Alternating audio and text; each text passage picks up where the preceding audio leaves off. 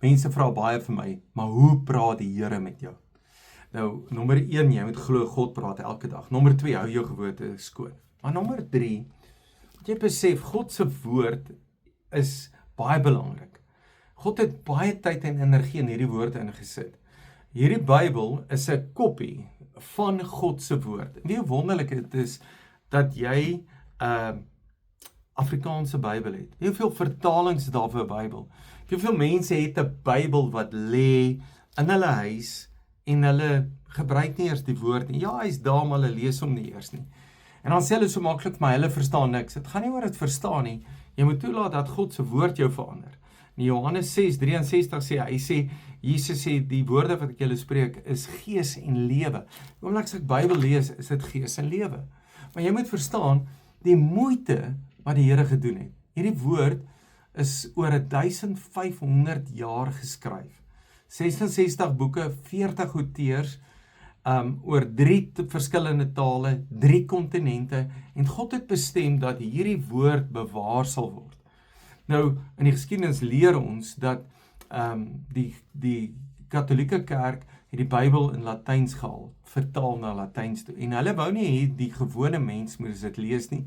Hulle sê hulle is te dom om dit te lees. En dan het die probleem, die priesters het die woord van die Here verdraai om hulle te pas, want niemand kon lees nie. Ek was eendag in 'n kathedraal gewees, waar daar 'n venster is met al die prentjies, en dan kyk ons die prentjies, dan kan ons sê, ja, hier het Jesus op die water geloop, dis waar die kos vermeerder het, dis wat dit gebeur het, dit gebeur het, dit gebeur het. Ons kan nie al die stories herken nie, maar wat hulle gedoen het in vroeë jare, hulle het na die prentjie gewys, en dan preek die priester oor hierdie prentjie.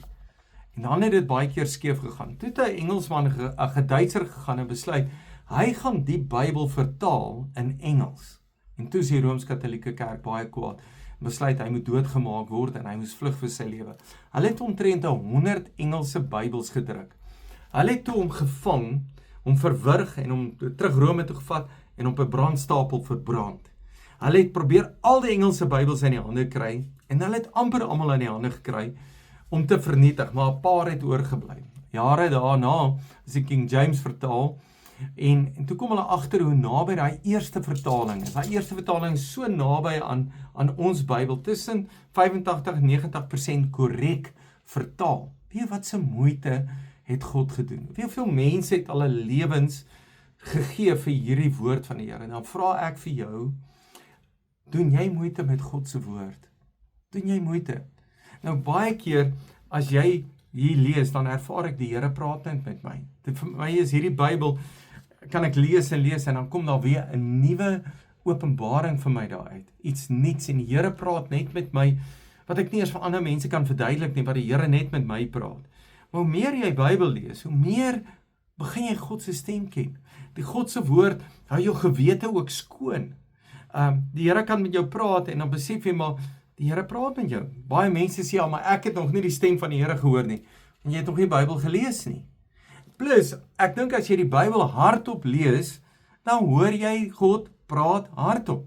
Het is belangrik om hardop te lees, want jy hoor, en geloof kom deur die gehoor, dan kom jy daarin. Nou, as jy daaraan dink, sê maar jy bid en jy vra, Here, ek sukkel met my werk, wat moet ek doen? Nou lees jy Efesiërs 4 vers 2. Hy sê, wees altyd beskeie, vriendelik en geduldig, en verdra mekaar in liefde. Nou moet jy na 'n familie toe gaan, maar jy sukkel dalk met hulle. Maar dan sê die Here, wees altyd beskeie. Moenie dink jy's beter as hulle nie. Wees altyd beskeie, vriendelik en geduldig, en verdra mekaar in liefde. Nou dink as ek het aanvaard, maar die Here praat met my, en ek doen wat die Here sê, hoe gaan jou lewe verander? As jy daar by die werk, by jou familie, by jou gesin, waar jy ook al is jy altyd beskeie, vriendelik en geduldig, en verdra mekaar in liefde. Dan kan ons nie verkeerd gaan nie. Dis een skrif, maar as ek hierdie skrif vat, en ek leef dit, ek memoriseer dit, dis deel van my lewe, dan begin die gees van God werk in my. Gees en lewe kom in my, en ek wil jou aanmoedig, dat God se woord in jou begin werk, dan gaan jy die stem van die Here herken.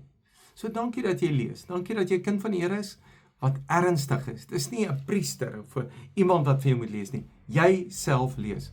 Hoeveel moeite het God gedoen, dat ons nou die woord op ons selfone het, op computers het. Jy het geen verskoning nie, om die woord van die Here te lees nie. So dankie dat jy dit doen. Jy's 'n great blessing. Dankie dat jy luister. Jy's 'n great blessing.